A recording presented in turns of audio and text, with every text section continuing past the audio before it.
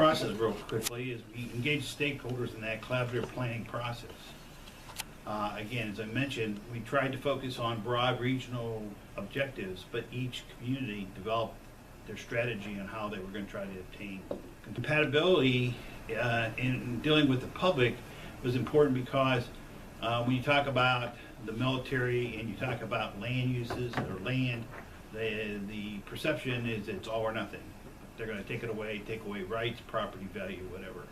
And really what we were trying to do is define a list of opportunities in which the use of the land, the perspective of the land in future development could be compatible with the military operation. At the same time, the military was understanding what the direction of the communities were.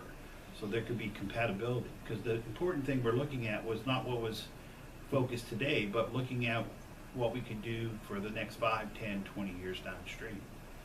Because the best value we have today is take the compatibility that you currently have within the community with installation and preserve that to the future. Because it's a lot more difficult to take concrete and asphalt out of the ground. Our goal was to define compatibility as area of concern. This is focus where we were looking at how the operations of the installation went outside the fence line, where it really interfaces with the community. We try to define that geography very closely and define the elements associated with that. We work together to develop strategies and tools to assist decision makers with informed decisions. That's providing that information and an understanding and some recommendations along those lines. We had the public all through the process, and in the draft document there was a review and comment period, and we got their comments and we incorporated along the whole process. The executive committee accepted the final document, and now we're moving forward to work with the communities, in this case, to adopt it as a planning tool and a guide for the installations in the community moving forward. And again, as I mentioned, we had public involvement throughout the process, and will continue as you start to look at implementation of some of the strategies. We had a website that was the primary communication focus and pushing out information to the public. Very important to also understand what the JLUS is. It was a collaborative process, and it is a set of recommendations to mitigate and prevent incompatible development. So again, we're looking into the future and how to do that. It's a game plan. It's a playbook for each of the communities. It's also important to understand what the JLUS is. It's not a regulatory document, nor is it an enforceable action. And this is very important to be able to communicate to the public that it is of recommendations, and a lot of things that might be reflected in the joint land use study still has to go through the normal community's process of vetting and integration with the public before it's actually implemented. It's very important that the JLUS is a body of information for decision makers at all levels to assist in that making informed decisions. And I mean that from the individual citizen, landowner, developer, and elected official. To say better decisions, I just said informed. Now we've been able to put a lot of information there to understand what the trade-offs are as you go about making those decisions, and also to be able to see the picture beforehand and ask the questions through that process. As I mentioned, there's 5 ways of getting compatibility: information, communicating, knowing who to communicate and how to communicate, what information needs to pass. And the third level of compatibility is the coordination process. So if you have information, you know who to talk to, and it's in the process, then you can achieve a lot of compatibility that way. And only where you really need to, you can look at policy and then look at regulatory components. So we see that 85% of achieving compatibility can be done through the first 3 things in a non-regulatory policy. Some of the key strategies for the county here deal with starting with land use, and it's really to establish the military compatibility overlay district. This is where we've captured and refined the geography outside the fence line and the issues associated with that to be able to refine specifically where some of those recommendations are. And to establish an airport overlay district related to the primary runway out there, and to update the codes accordingly. This is the picture of what that military compatibility overlay district is. As you can see, it's quite extensive through both of the counties and a number of the townships. Each one of those lines is a significant component. It's related to a specific thing. As you see on here, the most broadest line out there that defines the kind of the shape is what we call the noise awareness area. This is related to both fixed wing and rotary wing aviation noise associated with it. If you go in a little closer, that green line there is related to light and glare. And the line inside that, which is brown, if you have the hand out there, you can see a little bit better. The yellow or orange line there is dealing with noise. And then if you look over towards where the rectangles are, those are safety areas associated with the airfield. Includes clear zones, accident potential zones, and associated noise along those areas. So that's, as we go through, some of the strategies are very highly linked to that specific geography. So we did a very extensive job trying to get it as tight as possible and still achieve the highest level of compatibility today and into the future. This is a little bit closer picture of the overlays within the county. And you see you have a safety military compatibility area, a noise one, a vertical one. It's dealing with structures that go into the airspace. It's very important, especially around the airfield and out, because you have a lot of rotary wing aircraft that fly at relatively low levels. And so it's important to make sure that things don't stick up in the sky that unplanned. And we also have fixed wing aircraft too. And the light MCA, and as I mentioned, the noise awareness, which is the broadest area. But even though it's the broadest area, it has the least regulatory or influence in terms of it's more of an awareness, make people understand what is happening where they might not see it, but they understand what is happening in terms of military operations. Communication coordination, a number of things are very important. One is to be able to have a committee that takes the report and move forward, representing the different jurisdictions, coordination with the installation, information out to the public. As I mentioned, light and glare, associating noise with different activities, and again, focusing on the safety MCAs for planning and zoning, a little bit more regulatory in nature. Public trespassing is a big component there, and land, sea, and airspace competition. As we go into the future, there's going to be more and more pressure and demands, both from the communities as well as from civil aviation, general aviation, and from the military for those different components as we move forward. You mentioned the airspace, and it's been a long time since I reviewed the preliminary document, but my questions and comments I can kind of recall were around the EMA tower on the North Mountain there, and the fact that it was going to be now included in like the fly zone or whatever, and before it was not. And based on information we had previously, we went ahead and purchased that property. Are you recommending that it be moved, and if so, how would that be funded? I don't think we recommended it be moved. You're not.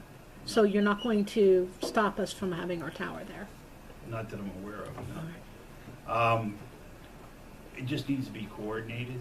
The most of that airspace is related to the federal restricted airspace, and there are certain minimums associated with it. There is a process that should be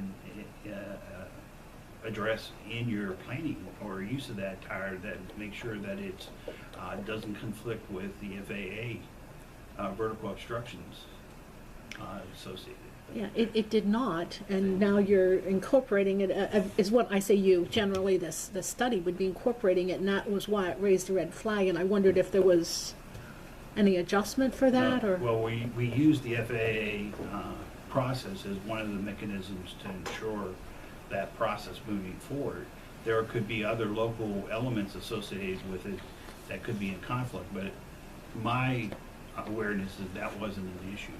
It's not. Okay, well, that's good. Thank you. It would be very expensive if it was. That's why I wondered. Thank you. So here's really where the crux of the report is, and to take very specific questions is, what are the outcomes for the county? And what it should do is provide better protection of the public health, safety, and welfare of your citizens, as well as the installation. It's geared to also improve that communication and coordination between the GAP, the local communities, and the public. It also is body of information. The process helps share awareness of both the economic relationship as well as the physical relationship and the mutual impacts that they need to address together. It also shows greater transparency in the planning process to address compatibility, both from inside the fence to the outside, from the outside to the inside. So the process gives the community a better insight of some of the things that are the GAP is looking at, and the installation has a better feel for how the community is responding and looking to the future. The other thing is very important is there's a consistency in the approaches to addressing compatibility. So even though each jurisdiction has a different path to get there, we're trying to achieve across the region a compatible level of attainment. And so that's where that consistency comes into play. But the most important element, which is beyond the report, is the body of information that's there for the decision makers. Like I said, from the individual citizen, landowner, developer, elected officials, to make informed decisions now into the future. We see this as a living document, as it's maintained through the processing of the information and the communication between the stakeholders. It will continue to be a viable tool to help as we move forward into the future. We're at the point where we're looking for adoption as a planning tool for your community, for this county, followed by other adoption by the townships as we move forward. The next steps is trying to develop a JLUS coordination committee. One of the recommendations to overview and monitor the implementation across those different jurisdictions of the recommendations. Also, for the county here to look at what can be implemented rather quickly with minimum resources. And there are a number of those recommendations that can be done that way, that are not capital intensive. And then where there's need for technical support, you can look to OEA for additional grants to assist the region in addressing those more difficult strategies. Is there a commonality of citizen concerns? I would say there's always a common thread. There's usually a lot of local support for the military and installation, but then, just like anything, when you get down to it, it gets down to the local person, the local parcel of land, because each parcel has a different component. As you go back to that map, you could pick a spot, and just by the lines that you see, you could pick a spot that has 2, 3, or 4 different influences. So the more influences, the more things that the landowner has to deal with, and it has an influence on the military operations. We did see a little bit of difference between the counties, where in Dauphin County, their community desire to be and maintain a low-density, rural, low-impact community meshes up with what compatibility needs are for the military. So without even addressing the military, if they maintain that profile, they'll be in compatibility with the military operations into the future. And their perspective of the military operations in general did not impact their lifestyle. So there was a lot of continuity there. There was a little bit more challenges in Lebanon County in the township associated near the firing ranges and with the airfield. Because if you look at the airfield, there are elements of the safety zones that go out into the community. And there are some more rigorous recommendations related to safety for the uses of those lands. And that's where you already have some incompatible uses, and the desire is that that doesn't increase, that it stays where it is or reduces somewhat because that's the potential in the process. Now, early on, we asked the question to the citizens, do they feel that local government is responsible to protect them? And in most cases, they did. So that kind of set up the discussion. Well, part of how they would do that is through zoning and restrictions. So, you know, you have to balance those, and that's where the government and the elected leaders have to make those decisions on what is reasonable in that process. And I think that's probably a couple areas that have the most sensitivity, and for some of the specific landowners have the most potential impact. But in general, a lot of commonality.